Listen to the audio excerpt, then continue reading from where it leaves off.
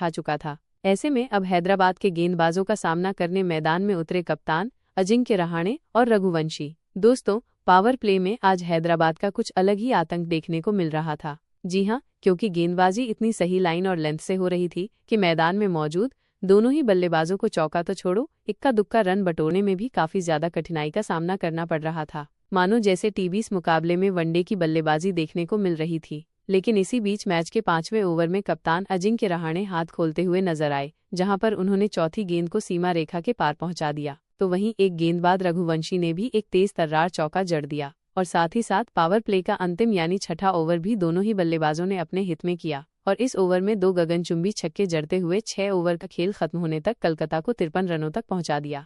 दोस्तों, शुरुआती ओवरों में 2 बड़े बल्लेबाज को पवेलियन लौट जाने के बावजूद अजिंक्य रहाणे और रघुवंशी की धमाकेदार बल्लेबाजी ने कोलकाता को पूरी तरीके से संवार लिया था। जी हां, क्योंकि पावर प्ले खत्म हो चुका था, लेकिन अभी भी दोनों ही खिलाड़ियों का बल्ला आग उगलते हुए हैदराबाद के गेंदबाजों की बुरी तरह पिटाई कर रहा था। कभी रहाणे तो कभी रघुवंशी हर खराब गेंद को सीमा रेखा के पार पहुंचाने की कोशिश में लगे थे और उसमें सफल भी हो रहे थे, जिस कारण देखते ही देखते कोलकाता की इस जोड़ी ने मात्र 30 गेंद में चौथे विकेट के लिए 50 से अधिक रनों की साझेदारी भी निभा डाली। दोस्तों, दोनों ही बल्लेबाज अब कोलकाता को एक बड़े स्कोर की ओर ले जा रहे थे और इसी बीच मैच के 11वें ओवर में एक बार फिर रघुवंशी ने अपने बल्ले का कमाल दिखाया और पहली 4 गेंद पर एक गगनचुंबी छक्का और एक तेज जोरदार चौका जड़ दिया। दोस्तों, ये ओवर एक बार फिर कोलकाता के लिए शानदार साबित हो रहा था, लेकिन तभी ओवर की 5वीं गेंद पर टीम के लिए बहुमूल्य पारी खेल रहे अजिंक्य रहाणे गलती कर बैठे और स्वीप शॉट खेलने के चक्कर में विकेटकीपर के हाथों कैच आउट होते हुए अपना महत्वपूर्ण विकेट गंवा बैठे।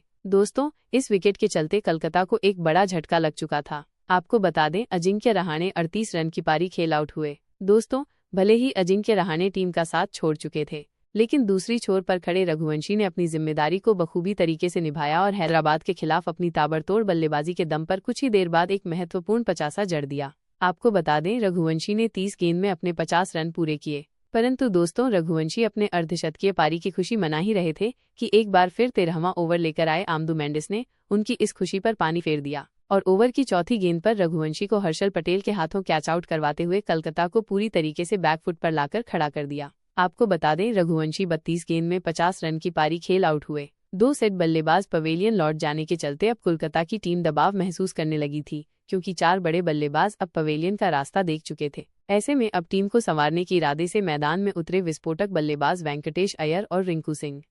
रघुवंशी, रिंकू सिंह और वेंकटेश अय्यर की ताबड़तोड़ बल्लेबाजी ने हैदराबाद के गेंदबाजों को बुरी तरह धोया और दिखा दिए तारे और फिर घातक गेंदबाजी करते हुए हैदराबाद के बल्लेबाजों की उड़ा दी धज्जियां। लेकिन फिर अंत में आकर हेनरिक क्लासेन की बल्लेबाजी ने पलट डाला पूरा मैच, जिसे देखकर सब हो गए हैरान। जी हां, आपको इस वीडियो में दिखाने जा रहे हैं आज के सांस रोक देने वाले हैदराबाद और कोलकाता रोमांचक महामुकाबले की पूरी हाईलाइट। तो अंत तक वीडियो जरूर देखिएगा। लेकिन इससे पहले अगर आपको भी कोलकाता और हैदराबाद के बीच खेला गया आईएल का 15वां मुकाबला पसंद आया हो तो इस वीडियो को दिल से एक लाइक जरूर करें।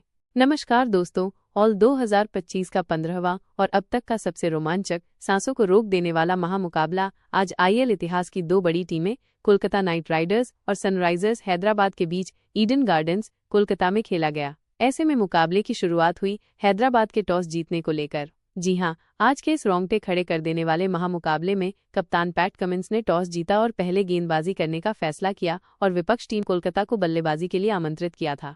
फिर मुकाबला शुरू हुआ रनों की बारिश करने के इरादे से। कोलकाता की ओर से क्विंटन डी कॉक और सुनील नारायण ओपनिंग बल्लेबाजी करने के लिए मैदान में उतरे। दोस्तों, इन दोनों ही बल्लेबाजों के कंधों पर इस महामुकाबले में अपनी टीम को एक विस्फोटक ओपनिंग शुरुआत दिलाने की बड़ी जिम्मेदारी थी और ऐसा ही कुछ कोलकाता के दोनों ही ओपनिंग बल्लेबाजों से देखने को भी मिला। जी हां, मैदान में आते ही पहले ही ओवर में स्ट्राइक पर खड़े बल्लेबाज क्विंटन डी कॉक ने एक तेज तर्रार चौका जड़ दिया, तो वहीं दूसरे ओवर की पहली गेंद पर सुनील नारायण के बल्ले से एक गगनचुंबी छक्का भी देखने को मिला। लेकिन दोस्तों, गेंदबाजी कर रहे पैट कमिंस ने क्विंटन डी कॉक को ज्यादा वक्त तक क्रीज पर नहीं टिकने दिया और दूसरे ओवर की 5वीं गेंद पर बाउंड्री पर कैच आउट करवाते हुए कोलकाता को जल्दी ही पहला झटका दे दिया। आपको बता दें, इस महामुकाबले में क्विंटन डी कॉक मात्र 1 ही रन बना सके। वहीं दोस्तों, क्विंटन डी कॉक के विकेट गिर जाने के बाद दूसरी छोर पर खड़े उनके साथी बल्लेबाज सुनील नारायण भी इसके बाद ज्यादा वक्त हैदराबाद के तूफानी गेंदबाजों का सामना नहीं कर पाए और अगले ही ओवर की पहली गेंद पर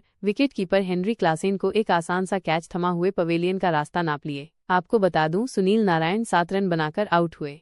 दोस्तों, 3 ओवर के भीतर ही दोनों ही ओपनिंग बल्लेबाज पवेलियन लौट जाने के चलते पूरे स्टेडियम में सन्नाटा छा चुका था।